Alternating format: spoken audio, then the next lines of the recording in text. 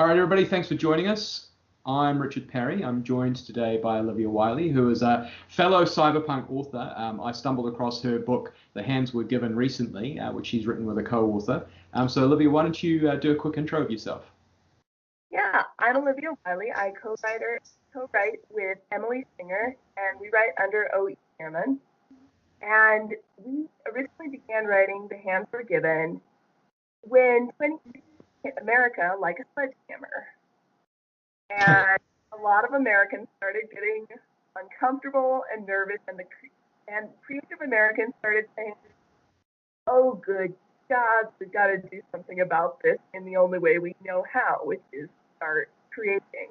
So there's been a massive outpouring of art, writing, and all sorts of things to essentially either say the world is coming to an end and blame someone, or to say, hey, guys, the world is coming to an end, but we can do this. We got this. And Em and I write on that end of things. We write a world where the American government deadlocked for 11 months, and corporations stepped in and said, oh, they're not taking care of you anymore? Pay us your taxes directly. We'll take care of you. And this book is set in that world in 2155. You can imagine how bad things have gotten when you start running things for profit. Yeah, there's some murmurings locally. I live in New Zealand. There's some murmurings that come up every so often about doing things, little baby steps like privatizing prisons and things like that. And I can see where it would be kind of profitable, but I can't see where it would be a fun ride for anybody concerned, really.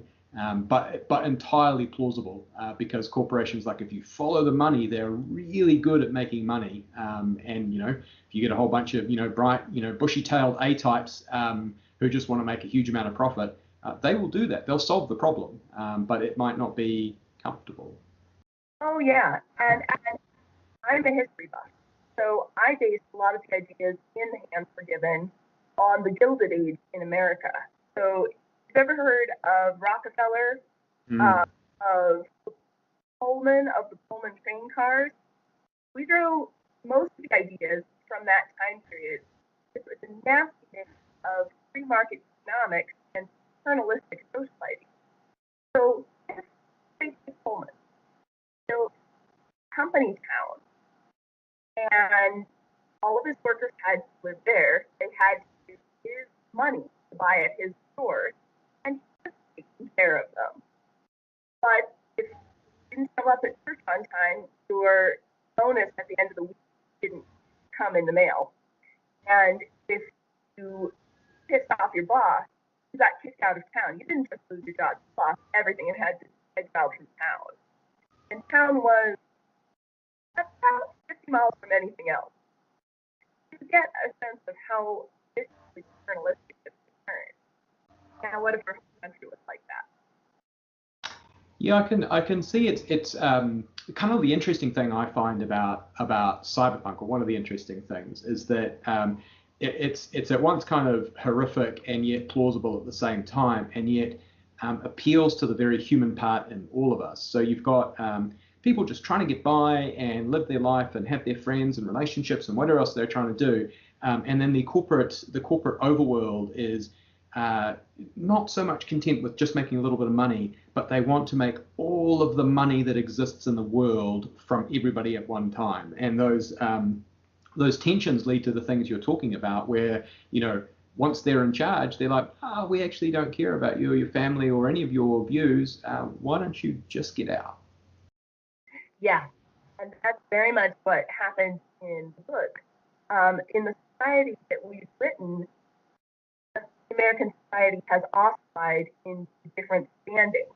So if you come from the citizen excellence standing, you pay 5% taxes, you are treated as a huge asset, but you're also genetically altered to make sure that you're the best worker possible for your company. So you're genetically modified to think faster, to get less upset about things, to have fewer negative emotional reactions. It's great in the boardroom, but can imagine what kind of human being it takes. On the other end of the scale, you have citizen forestanding, someone who has broken the rules of their corporate contract, and that could be socially or economically, and has fallen off the ladder, and they're treated as disposable. In fact, they're regularly killed and turned into biofuel. Soylent Green, nice. Yep. I used to work for a, let's call them a giant mega corporation. I used to work for, one of our versions of that. And towards the end of my time there, I got on the beers with a few of my co-workers, and I'm not going to name them or, in fact, which country I was in when this happened. But I was talking about a cyberpunk concept where what would happen if you could have a chip inserted in your head that would turn off your empathic reactions and make you a sociopath between the hours of 9 to 5, right? So you're at your desk and you're able to make the most clinically perfect decisions for profit. Would you do it, right? And it was really interesting because once you get a few beers into people, they relax, they tend to be their more authentic self sometimes. And I would say a good 60% of people around that table were like, well, actually, yeah, if I could make more money by being a sociopath during the working hours, but then go home to my family at the end of the day and be a thinking human, or feeling human, that'd be great. And I said, cool. So how would you feel if once it got past 5 o'clock and you turned your emotions back on, you remembered with perfect clarity everything you did? And they were like, oh, that would be a problem, wouldn't it? And so I find this tension between people's desire to make all the money in the world, even individually, and possibly make decisions where they can, enter the kind of Orwellian world that you create where people are engineered from the ground up to be like that, that people right now might even opt into that. Like, it's not a far stretch. It really isn't, especially if I want my kids to do better. Yes. Opt into a program that says, my kid is going to be designed to never get Alzheimer's, to never worry about fatty liver disease. All these things sound great until you realize the side effect is you lose part of your humanity. And in fact, we have a character who very proudly refuses to get his eyes worked on, nearsighted, and wears old-fashioned glasses because he comes from that upper echelon and his parents bribed the lab not to work on his brain chemistry. And he's very proudly wearing these glasses, basically saying, I am still human. I have this flaw that they didn't change when they didn't change my brain. I'm a human being. And Nice. the science about it because I'm human.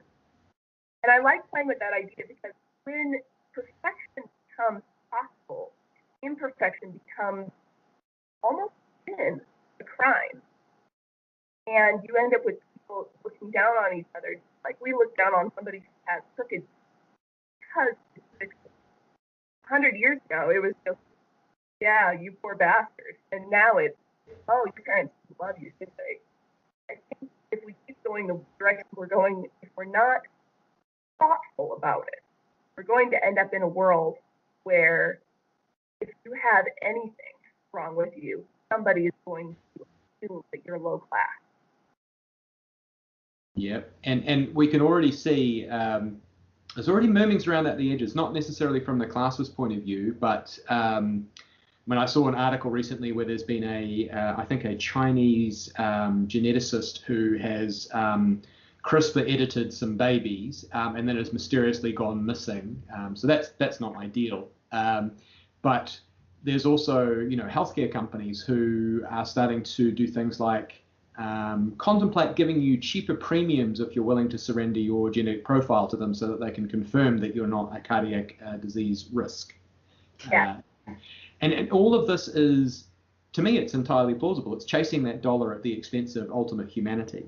So I see that you sent me your book cover, and I'm kind of in awe of what you've done there because it's non-typical cyberpunk. There's no neon there, and I'm kind of curious because you hop onto Amazon storefront, you have a look at, the cyberpunk books, and there's a lot of rain, there's some dark grit, there's some neon, there's, the odd undercut hairstyle, all that kind of stuff. And you've gone a completely different direction with that. Do you want to talk a little bit about some of the inspiration for that cover? Yeah, of course. Well, there's a couple of things going. And one thing is that the group themselves, that is the focus of the book, they are a unit in a resistance force, and they are called the Wild Card.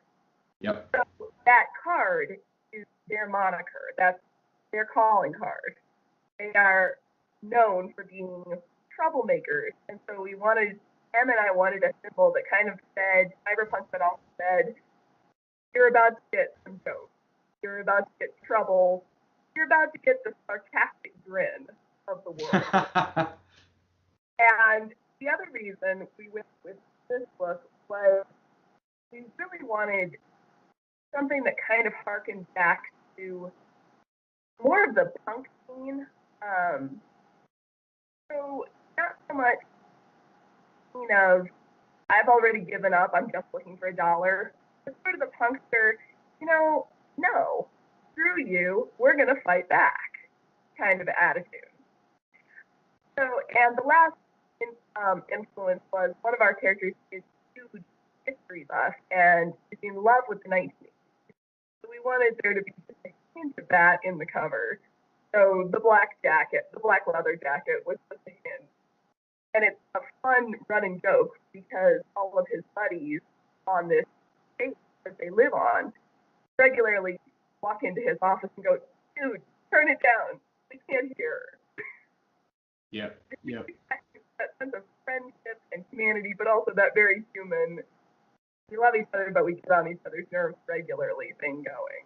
In this apocalyptic setting, you still have people very human. I wonder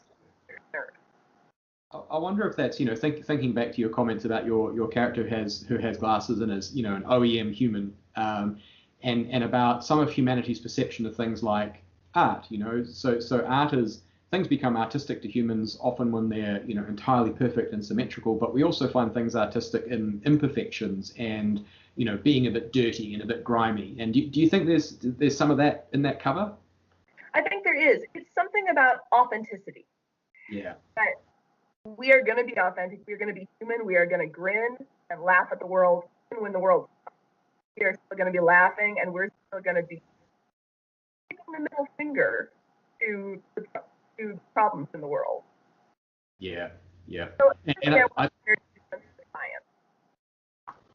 I think if we, you started off by talking a little bit about, the choices that we right now get. We can either hop onto Facebook and have a huge rant about how bad the world is, or we can hop in there and do something about it. And that's, whether that's writing to our congressperson or creating good art, that's the thing.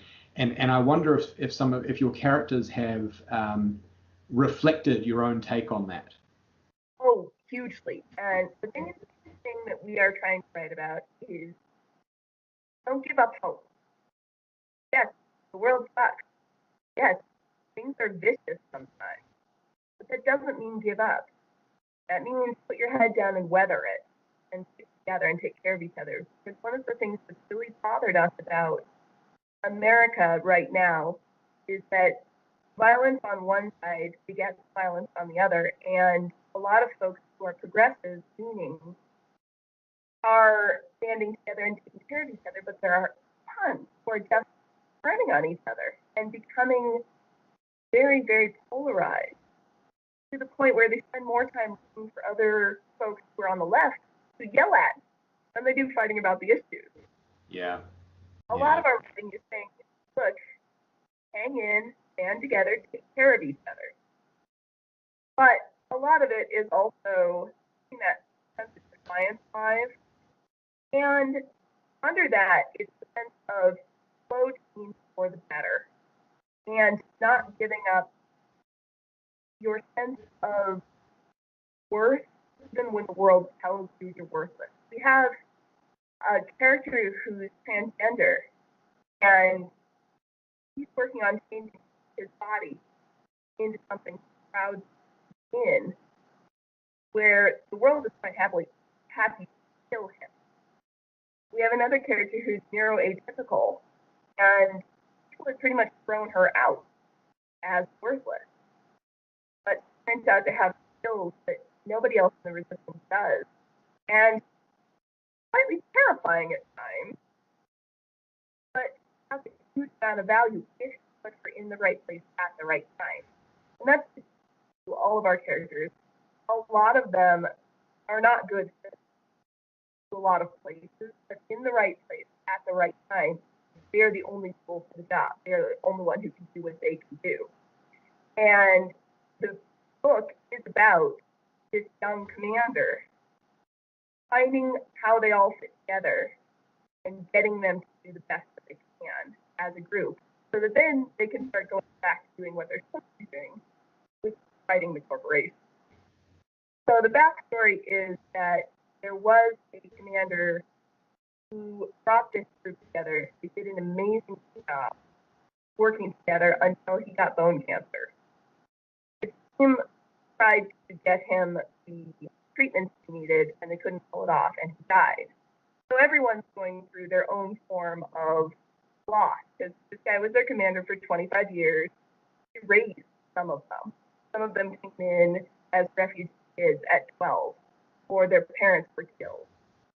And he got them mentors, got them trained, he made them wild cards. So to fail him was huge. And now they've caused huge amounts of problems. This elite base has gone to shit. And they grabbed their last chance young commander and said, look, these guys have wrecked 3 seasoned commanders already. We're not wasting any more time. Either you pull them together, or we're done trying, and we're going to disband them and throw them to the wind. That was a long way of saying this is a story about finding your strengths and finding what works in a situation that looks so. I love that concept. One of the best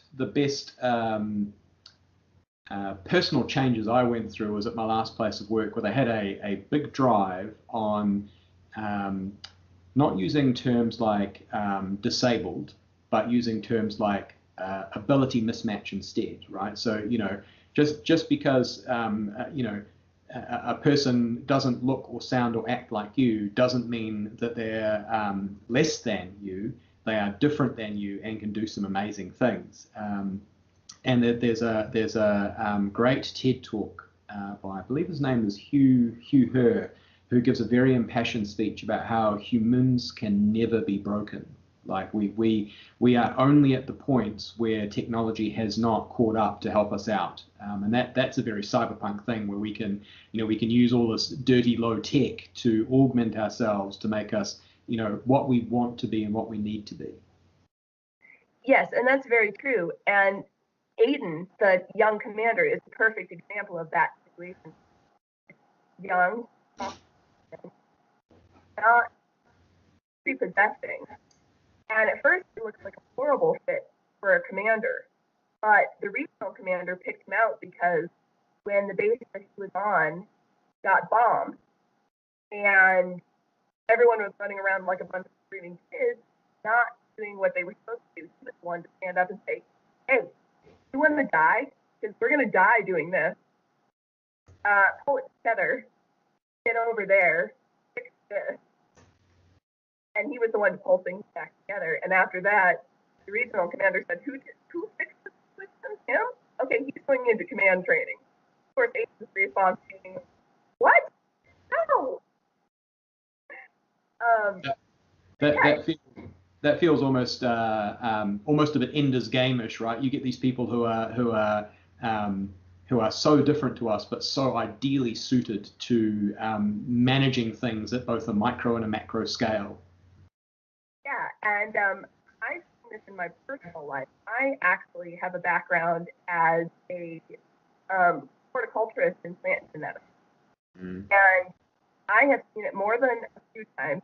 There will be a big blustering guy walking around, talking to grad students, and throwing his weight around, and they'll resent him. And then small, older, competent woman will walk in, and it'll turn out she's the manager of the greenhouse. She'll walk in and say, that goes there, that goes there, that goes there. She's instinctively, as hominids, think the big blustering guy must be in charge. No, it just makes everybody cranky. It's the person who's competent, calm, and thinking things through that runs the system best. Nice, nice. All right. I thought it would be a good time to, you've mentioned your co-author a couple of times, Em, and I thought it would be kind of interesting because, I have a few people who follow me who are authors as well, and people are generally, I would call them curious about how co-authoring is done and how it works. So can you talk a little bit about that? Of course. Emily Singer is a writer here in their own right, and they are genderqueer. And they also go by Nonir Amasita, and under that name, they write a lot of stuff for the queer following. Excuse me.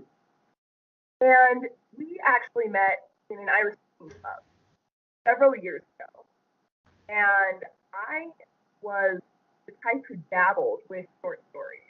I was not writing longer stuff, and M was the one who really was a crafter of novels and had studied the craft of writing. Was part of Rocky Mountain Fiction Writers, which is our guild here in Denver. Was the one who really knew what they were doing, and kind of dragged me along and showed me some of the ropes. Well, not dragged. I followed them like a puppy. I come from a storytelling background and a history buff background in my own hobby, but started doing collaborative short stories together and basically play-by-post storytelling. And then between the two of us, we were both first in our own type of writing, and we started saying, hey, some of this stuff is kind of good. So we started writing a comic together, and I was doing the illustrations for that. It was a lot of fun, but it was our cute little hobby that we did on the side because we enjoyed spending time with each other. And like I said, 2016 hit like a hammer, and we both rose solid and said, we need to do something. I went to a couple of protests and realized very quickly, that's not where I belong.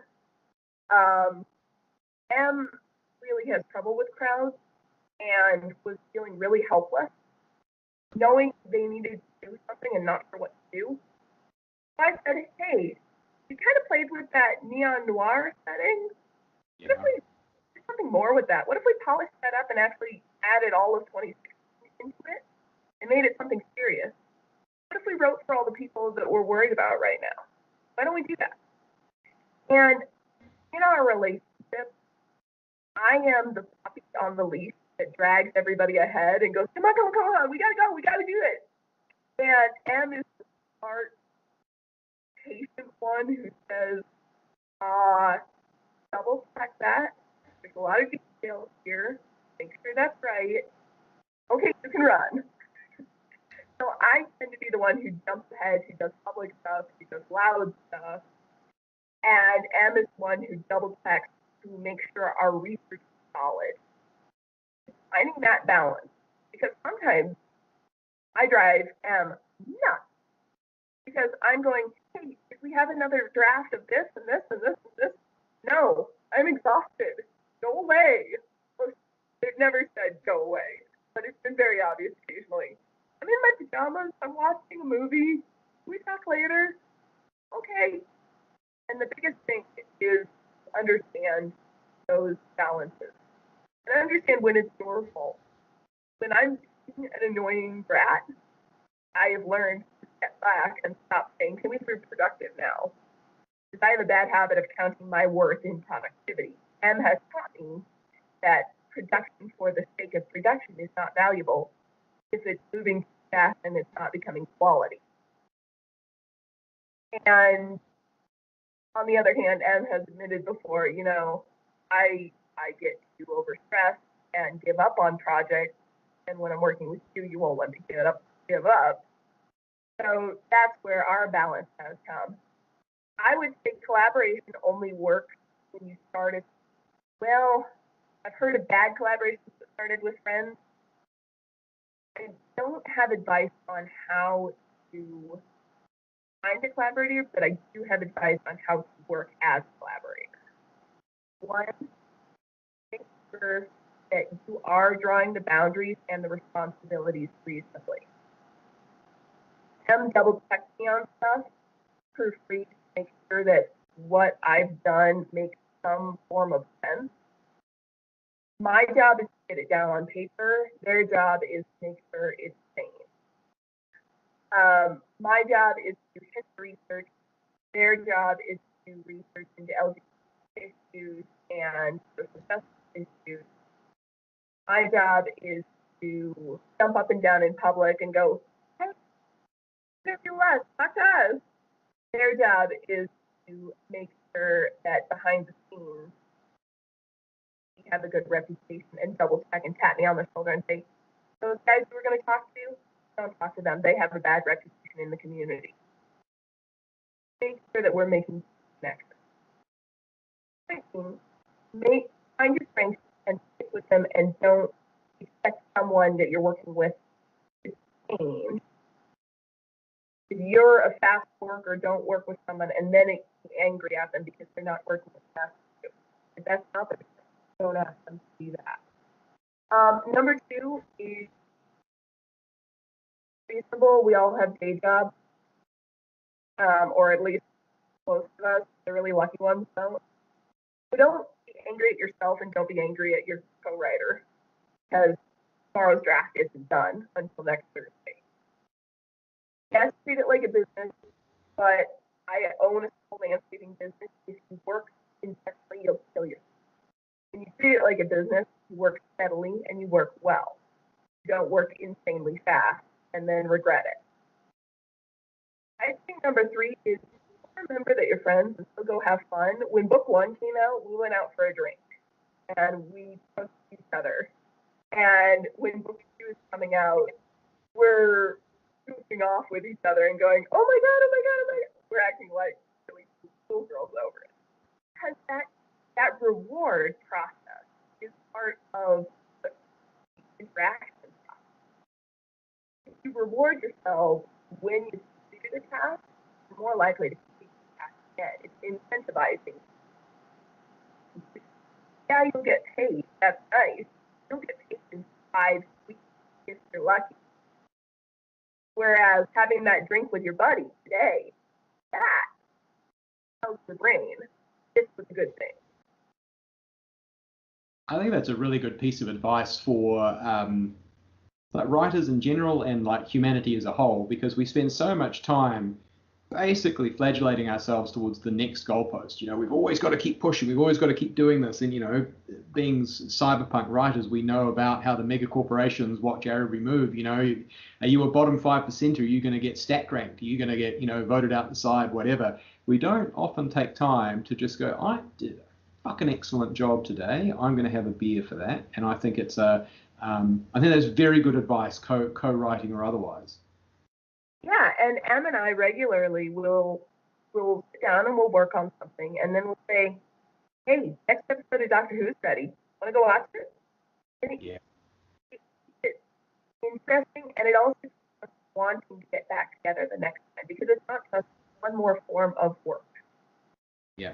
It's a partnership and a friendship, and when you keep it like that, you keep it healthy. Nice.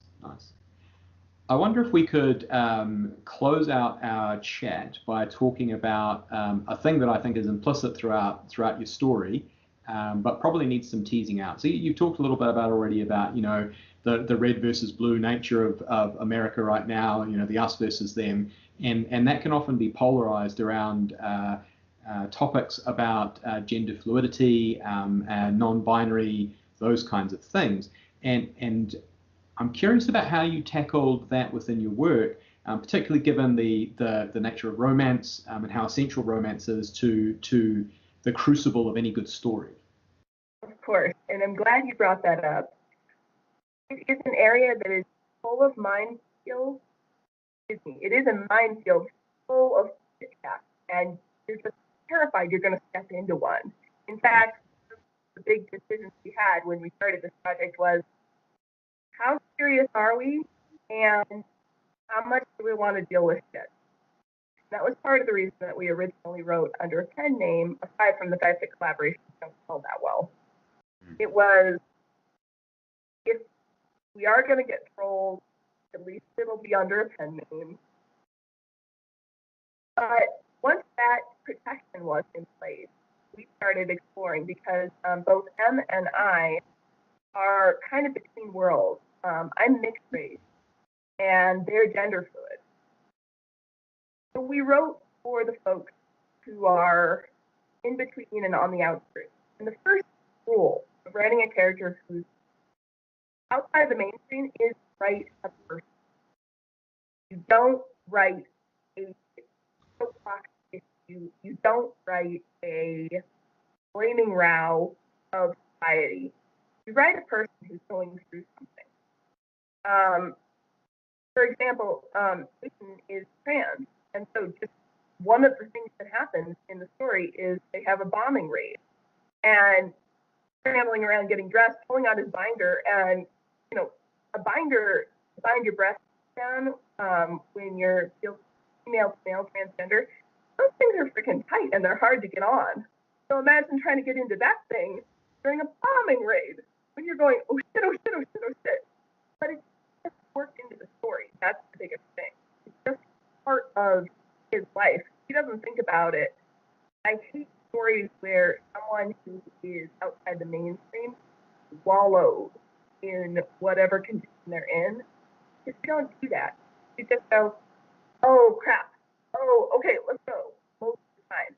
Maybe once in a while in a quiet moment, you'll go, and I wish it wasn't like this.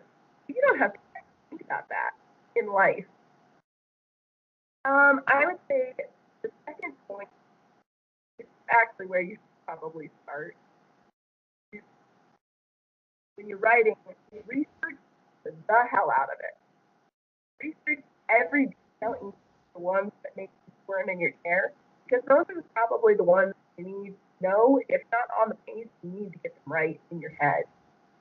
That's, in my opinion, that's important as a human being when you're talking to other human beings, but it's also important as a writer doing a work of craft. Because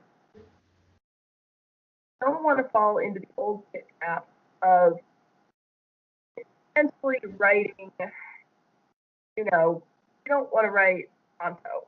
You don't want to write a character who's sort of, yeah, that one. You don't want to write a character who sort of looks like what your culture thinks that character should look like. You want to get it right. And sometimes that's very uncomfortable. Sometimes it involves making a phone call to an archive and getting asked, why do you want this information? Well, I'm a writer. It's like you're going to get a really nasty response. I will add a caveat to this. Research does not mean walk up to your friend who's outside of what you think as the norm and saying, hey, can you tell me about? No. Go on the forum.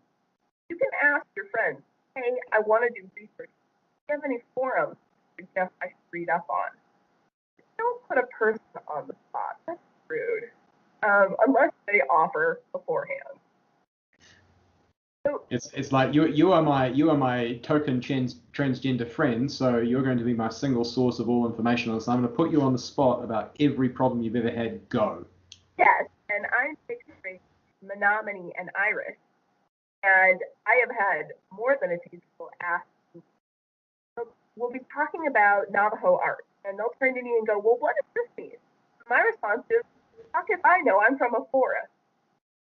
Because the Menominee are from the upper forest of Wisconsin. Yeah, I'm from the upper Midwest.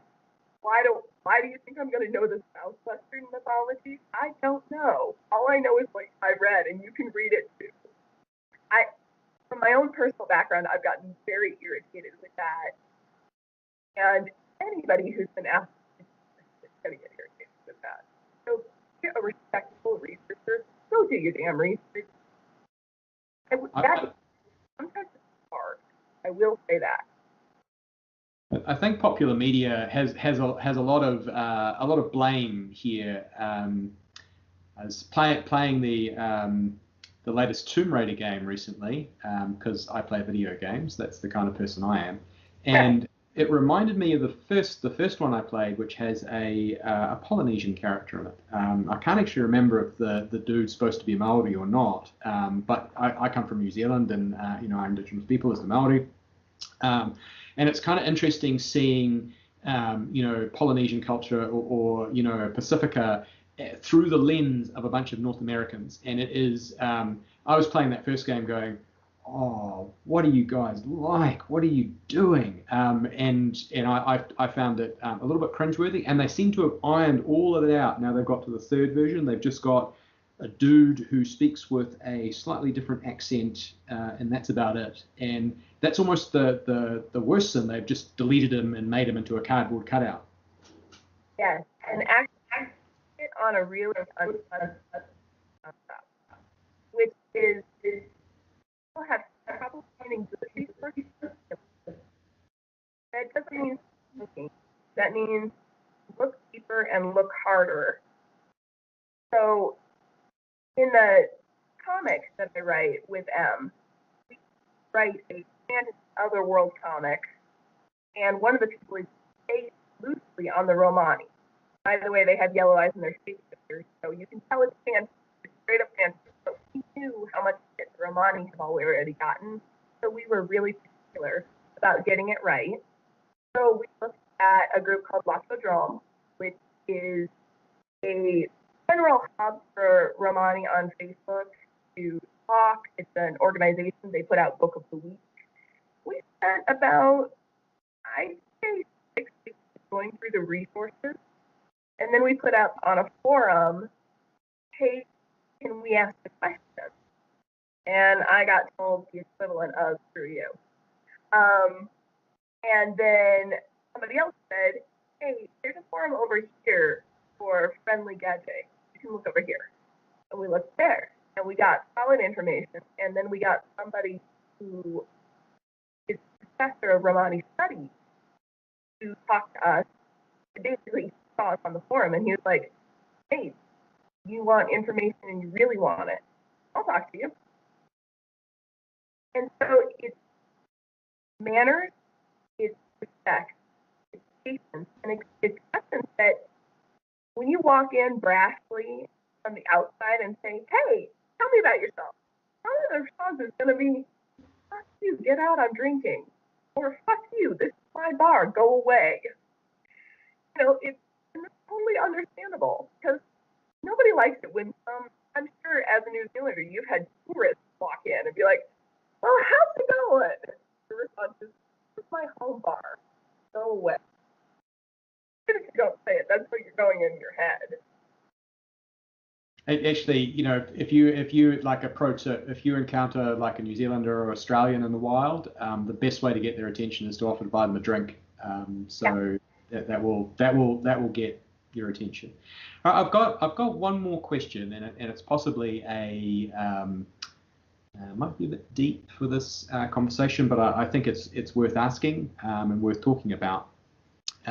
So on the one hand, I think we know that the North American market is considered quite a conservative market. They don't often embrace the other very well, and can often shy away from it. There's a huge chunk of people who are just like, no, I don't want any of that. On the other hand, there is a hugely underserved community who want to see stories that represent them and see themselves as being the heroes and the saviors of the world. So you've got this tension between these 2 points of one group of people saying, not only will I not read your stupid book because it's got people that I don't identify with it, but I'm going to go out there and give you a 1-star review because you offend me for writing a book that has, gender fluid people in it. And the other hand, you've got a bunch of people who are saying, thank you so much for writing about us in a credible, non-tokenistic way. There's a tension between those two things. Do you have any feeling on how that's impacted your story and the reception of it in the various different communities? I let me think about it. I think the first thing that comes is the story and the characters and the people. We wrote two guys falling in love. We wrote a family trying to keep itself together. We wrote people trying to stay alive in a world that wanted them dead. After that, we said, who needs this story? But first we wrote people, and then we worried about that. Now we're out marketing, now we're out passing stories around, and we're getting some of that flack. But both of us in different ways have had experience with this kind of bullshit before. So on a good day, the response is to the people who don't need this story, that's great. There are plenty of stories out there for you already. For people who do, I'm really glad we were able to write this. On a bad day, put the middle finger to the guys leaving the 1-star review. I hope you enjoy it in your mom's basement.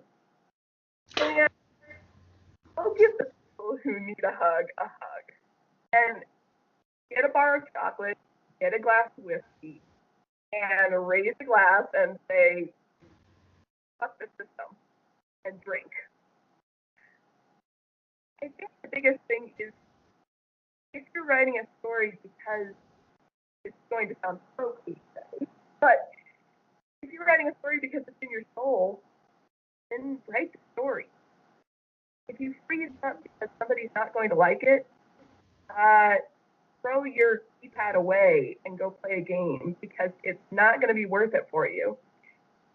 Everybody has those oh God moments. That's totally normal. But if you're really more worried about how people are going to feel about it than the story you're telling, you're in the wrong. Yeah.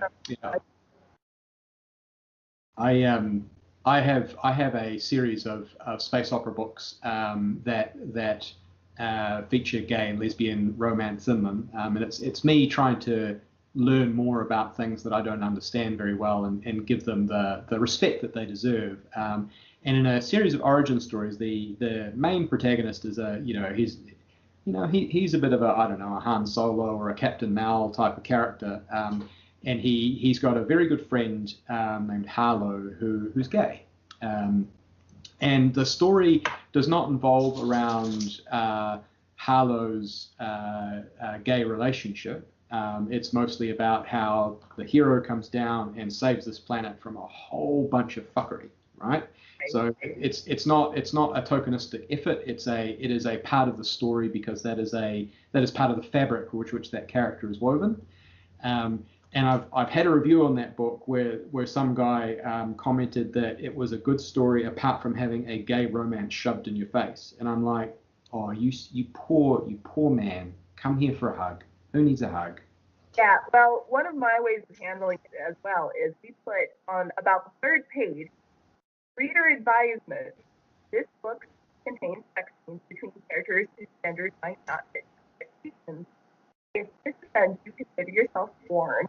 Everyone else, buckle up for the ride.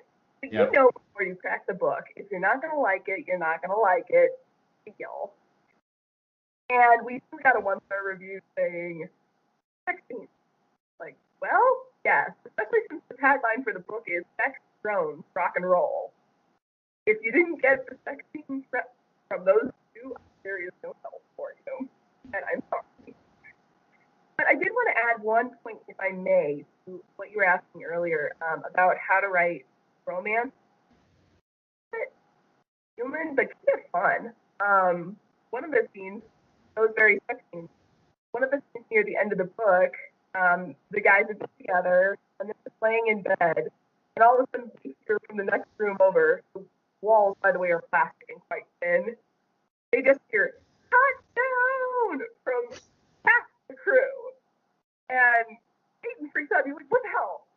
And his boyfriend says, oh God, not again.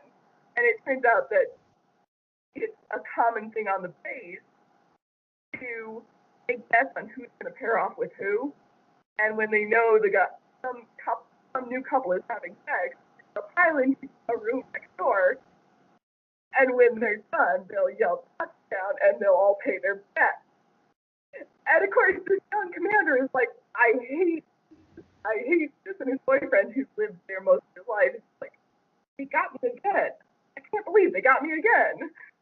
Keeping that humor in there and keeping that just jokey playfulness made it work as part of the story. You're not just throwing in, like you said, shoved in your face.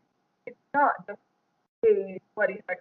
It is people are in love and they have a family around them to support them, but also the crap out of them just because they're bored and they're basically Marines. And what do bored Marines do? Yeah. Very good, very good. All right, well, I feel like I've taken a huge amount of your time, so thank you very much for giving it. Where can people, I'll chuck this in the show notes as well, but where can people find you online? Well, we are at tokenism.com, and I'll throw that up in the notes.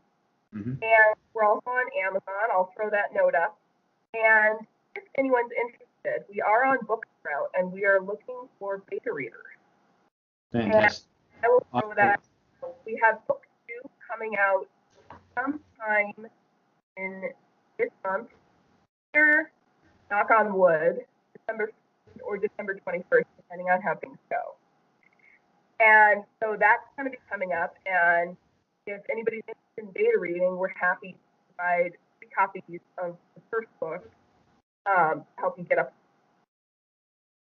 So other than that, yeah, we're also on Facebook at HI Tokers Wild, and up there we put a bunch of cyberpunk memes, stuff about the world changing, stuff about global warming, and rock and roll jokes. So be warned if you enter. So and I'll give you all those links. I think if anybody's read my Chrome series, they will be well primed for military hijinks and rock and roll, so that is all good. Awesome. Well, thank you so much for your time. No, Olivia, thank you so much for giving me your time, and I will catch up with you later.